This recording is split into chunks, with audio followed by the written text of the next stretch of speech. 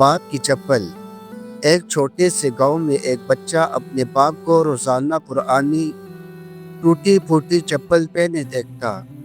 بچہ اکثر دل ہی دل میں سوچتا، ابا کتنے کنجوس ہیں، اپنے لیے نئی چپل تک نہیں لیتے۔ کبھی میری چپل پہن لیتے ہیں، کبھی بھائی کی، اور کبھی وہی پرانی چپل گھسیٹتے رہتے ہیں۔ بچہ بڑا ہوتا گیا، تعلیم مکمل کی، نوکری ملی، اور اب وہ خود کمانے لگا۔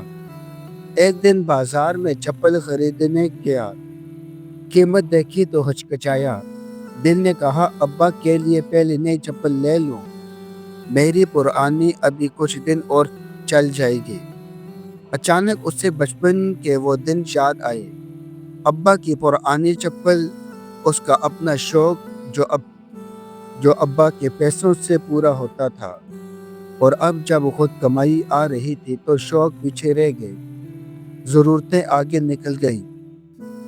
اس دن اسے پہلی بار احساس ہوا، ابا کنجوس نہیں تھے، وہ بس اپنے بچوں کو ضرورت سے زیادہ دینا چاہتے تھے اور اپنے حصے کی خواہش قربان کرتے آئے تھے۔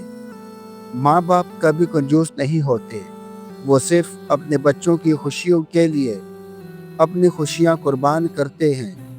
اللہ تعالی ہمیں ان کی خدمت کا سچا جذبہ اور موقع عطا فرمائے، آمین۔